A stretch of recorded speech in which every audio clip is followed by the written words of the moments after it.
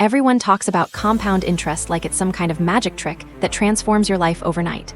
And yet, the moment you actually start investing, something completely different happens. You check your account 6 months in and the growth looks almost embarrassing. A year goes by and you've barely moved the needle. 2 years in, you start wondering if all those financial gurus were just lying to you. Meanwhile, you watch people around you buying cars, going on vacations, living their lives right now, while you're supposedly doing the responsible thing by investing for a future that feels impossibly far away. The gap between what you expected and what you're actually experiencing creates this uncomfortable mental tug-of-war that makes you want to quit entirely. Here's what nobody tells you about building wealth through compounding. It's designed to feel like it's not working. The exact same math that eventually turns people into millionaires is the same math that makes the first several years feel like a total waste of time. Understanding why that happens, and more importantly, knowing precisely when it changes, is the difference between giving up right before the breakthrough and actually building the wealth you're capable of. There's a framework called the 7-5-3-1 rule that explains not just why compounding feels painfully slow, but exactly when it starts accelerating, and what you need to do to make sure you're still in the game when that acceleration finally kicks in. Once you understand this framework, your whole relationship with investing shifts, because you stop judging yourself against unrealistic short-term expectations and start seeing the actual trajectory you're on. Let's break down exactly how this works. The first number, 7. The first number in the 7-5-3-1 rule is 7, and it represents the minimum number of years you need to stay invested before compounding starts producing results that actually feel meaningful. This isn't some number pulled out of thin air, it's backed by nearly a century of market data and reflects something fundamental about how wealth actually builds. Picture what happens when you invest money in a diversified portfolio earning roughly 10% a year, which is about the historical average return of the S&P 500 going back to 1926. In year 1, a $10,000 investment turns into $11,000. That's $1,000 of growth, which sounds fine until you realize you could have earned that just picking up a few extra shifts at almost any job. The opportunity cost feels massive because you gave up spending that $10,000 on things you actually wanted, and all you got back was $1,000 you still can't touch. In year 2, your $11,000 grows to about $12,100. You've now made roughly $2,100 total, but it took 2 full years to get there. Meanwhile, inflation has quietly eaten into some of that purchasing power, so the things you wanted to buy 2 years ago now cost even more. The math technically works, but it sure doesn't feel like it. By year 3, you're around $13,300. By year 4, about $14,600. By year 5, roughly $16,100. $5 years of discipline, 5 years of watching everyone else enjoy their money, 5 years of trusting a process that hasn't delivered anything life-changing, and you've accumulated about $6,000 in gains on your original $10,000. This is exactly the point where most people quit. They look at 5 years of sacrifice and see returns that don't feel like they justify the emotional toll. They conclude that compound interest must be something that only works for other people who started with more money or got luckier. So they pull their money out, spend it on something they can actually enjoy right now, and miss everything that comes next.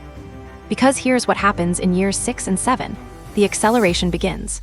Your $16,000 grows to roughly $17,700 in year 6, then $19,500 in year 7.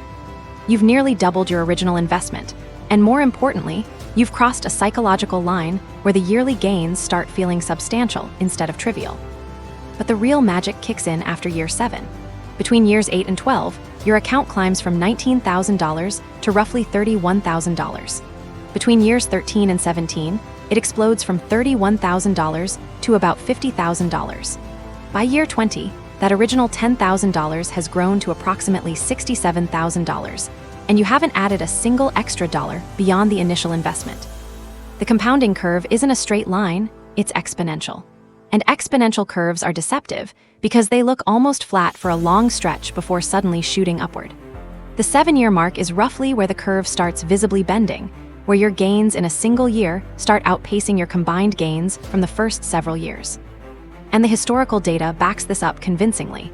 Looking at rolling 7-year windows in the S&P 500, there's essentially never been a stretch where investors ended up with negative returns if they stayed invested the whole 7 years. Short-term investing is gambling. 7-year investing is wealth building. The second number, 5. The second number in the 7-5-3-1 rule is 5, and it explains why so many people fail even after they understand the importance of staying invested long-term.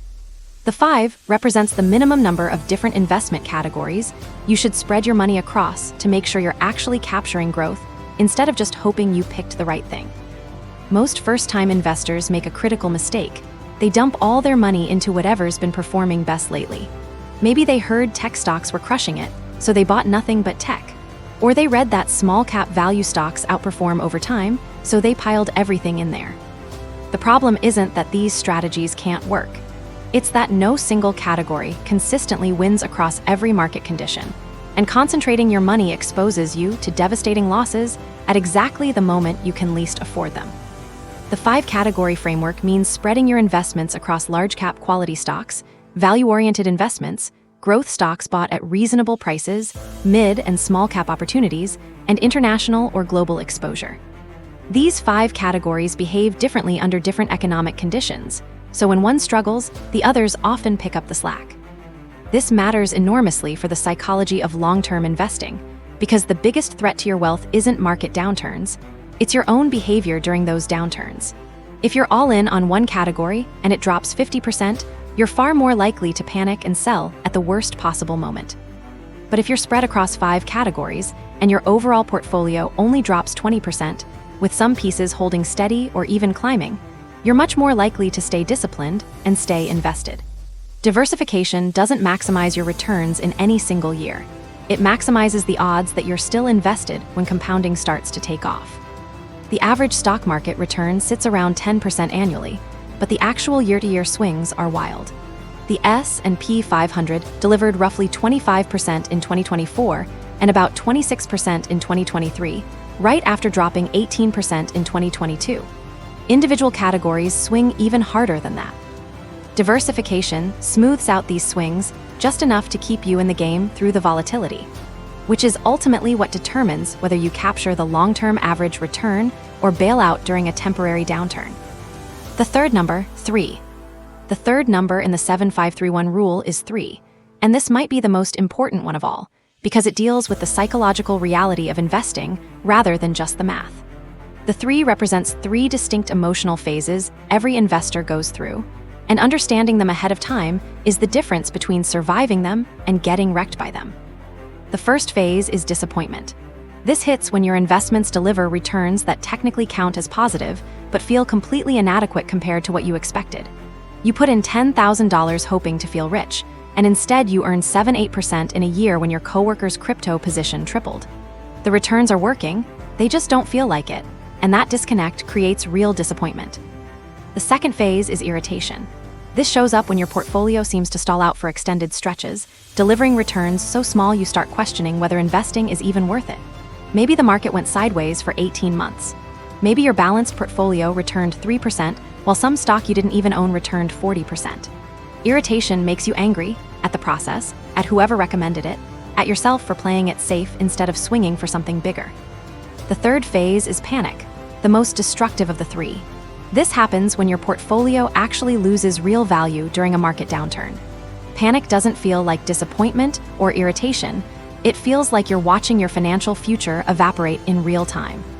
Every day brings worse news. Every time you check your balance, it confirms your worst fears. The logical part of your brain knows markets recover, but the emotional part is screaming that this time is different, that you need to get out before you lose everything.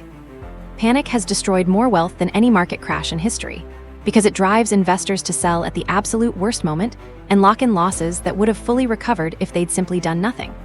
The 2008 financial crisis, the 2020 pandemic crash, the 2022 bear market, each one saw massive waves of investors sell at the bottom, only to watch the market claw back to new highs within months or years. Market pullbacks of 10-20% happen almost every single year. Bigger drops of 30% or more happen roughly once a decade. These aren't freak events, they're simply the price of admission for capturing long-term returns. Investors who accept this reality up front don't panic when corrections hit, because they've already made peace with the fact that temporary losses are part of the deal. The fourth number, 1. The fourth and final number in the 7531 rule is 1, and it represents a simple habit that dramatically speeds up wealth building. Increase your investment contributions by at least one meaningful step every single year. That could mean bumping your annual contribution by 10% when you get a raise, or simply raising your monthly investment by a fixed dollar amount each year. The impact of this small annual bump is almost impossible to overstate. Picture two investors who both start putting $500 a month into investments at age 25. The first investor keeps that $500 contribution flat for the next 30 years. The second investor increases their contribution by 10% every year. Both earn the same 10% average annual return. After 30 years, Investor 1 has put in $180,000 of their own money and grown it to roughly $1,100,000. Not bad, more than 6 times what they contributed. But Investor 2, who bumped up contributions by 10% each year, has put in about $340,000 and grown it to roughly $3,200,000. That's nearly triple the wealth, from the exact same starting point, purely from increasing contributions over time. That annual increase does two things at once. First, it feeds more raw fuel into the compounding engine, more dollars riding that exponential growth curve. Second, it keeps your contributions in step with your income growth, which typically rises over your career. If your investing stays flat while your income climbs, you're actually putting away a shrinking percentage of your earnings over time. The annual increase keeps your savings rate proportional to your growing paycheck. Why all four work together? Now let's talk about why all four of these numbers work together to create something far more powerful than any one of them alone. The 7-year minimum gives compounding enough runway to start bending the curve upward. The 5-category diversification protects you from concentration risk and keeps you invested through the rough patches. The 3 emotional phases prepare you mentally for the challenges that derail most investors. And the 1 annual increase speeds up your wealth building while keeping pace with your rising income and offsetting inflation. Pull out any single piece and the whole system weakens. Invest for 7 years but pile into just one category, and a single bad sector swing could wipe out years of progress. Diversify properly but bail after 3 years, and you'll never see the acceleration phase. Stay invested and diversified but never raise your contributions, and you'll build wealth far slower than you're capable of. Understand the emotional phases, but have no plan for navigating them, and you'll know you're panicking while still being powerless to stop yourself. Putting it all together. Let's make this concrete. Say you're 25, and you start investing $500 a month into a diversified portfolio using the 5-category approach. You commit to staying invested for at least 7 years, knowing the early stretch is going to feel slow. You mentally brace yourself for the disappointment, irritation, and panic phases that are guaranteed to show up, and you commit to bumping your monthly contribution by 10% every year. By age 32, your 7-year mark, you've invested roughly $60,000 of your own money, and your portfolio has grown to about $90,000. The growth feels modest compared to the sacrifice, but you've built the foundation. By age 35, you're at roughly $150,000. By age 40, around $350,000. By age 45, you're approaching $700,000. And by age 50, you've crossed the $1 million mark. Notice how the yearly growth changes as you move through this. In the early years, your portfolio might grow by $5,000 or $10,000 a year. By your 40s, it's growing by $50,000 a year. By your early 50s, a single strong year adds more than your entire portfolio was worth after 7 years of investing. That's the compounding acceleration everyone talks about, but almost nobody actually experiences, because they quit before ever reaching it. The rule of 72 offers another handy way to picture this acceleration. Divide 72 by your expected annual return, and you get roughly how many years it takes for your money to double. At 10% returns, your money doubles about every 7.2 years. This rule reveals exactly why the first doubling feels so different from the ones that follow. Start with $10,000, and your first doubling takes you to $20,000, a $10,000 gain. Your second doubling takes you from $20,000 to $40,000, a $20,000 gain. Your third doubling goes from $40,000 to $80,000, a $40,000 gain. Each doubling adds more actual dollars than the one before it, even though every doubling takes roughly the same number of years. By your 4th or 5th doubling, you're adding more money in a single stretch than your entire portfolio was worth just 2 or 3 doublings earlier.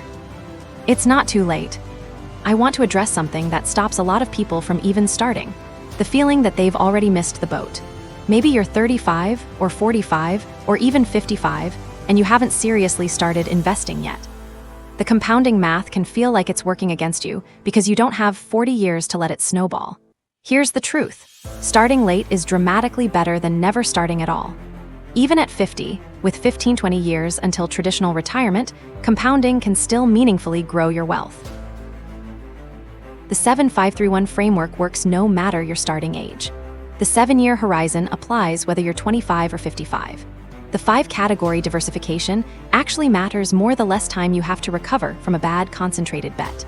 The 3 emotional phases will still show up regardless of age. And the 1 annual increase matters even more because you're trying to make up ground on a shorter runway. The biggest mistake late starters make is deciding that since they can't hit the optimal outcome, they shouldn't bother at all. Better late is still better. Less than ideal is still improvement. Progress from a disadvantaged starting point is still progress. The 7-5-3-1 rule isn't a guarantee of any particular outcome. Markets fluctuate, economic conditions shift, and everyone's circumstances are different. What it gives you is a way of thinking about wealth building that boosts your odds of success by targeting the real reasons most people fail. Most people don't fail because they couldn't earn good enough returns, they fail because they quit too early. Most people don't fail because diversification doesn't work. They fail because they concentrated in the wrong thing at the wrong time. Most people don't fail because they're emotionally weak. They fail because they weren't prepared for completely normal emotional reactions to volatility. Most people don't fail because they couldn't save more. They fail because they never systematically increased how much they were saving. What actually happens? Here's what really happens when you commit to this framework and push through the inevitable rough patches. The first 2 years feel like you're just throwing money away. The 3rd and 4th years feel like maybe, just maybe, this is working slowly. The 5th and 6th years bring the first real wave of doubt. Shouldn't you have more to show for this by now? Then year 7 arrives, and you notice your annual gains are starting to outpace your annual contributions. By year 10, your investment returns are generating more growth than your salary generates income. By year 15, you stop obsessively checking your account because the numbers are growing on their own now. And somewhere around year 20, you look up and realize you've built something real, not because any single year was spectacular, but because ordinary returns, compounded over ordinary stretches of time, quietly produced extraordinary results. The tortoise doesn't beat the hare through speed. It wins through steady, persistent forward motion. The people who build real, lasting wealth aren't the ones who found the perfect stock, timed the market flawlessly, or got lucky on some speculative bet. They're the ones who understood how compounding actually works, prepared themselves for the psychological gauntlet that trips up most investors, and simply stayed invested long enough for the math to deliver on its promise. Compounding feels slow, until suddenly it doesn't. The 7-5-3-1 rule tells you exactly why it feels slow, exactly when it starts to accelerate, and exactly what you need to do to make sure you're still standing when that acceleration finally arrives. The wealth you're building right now isn't visible yet, because you're still sitting in the flat part of the exponential curve. But the curve is real, and if you stay invested long enough, you'll get to experience the steep part for yourself.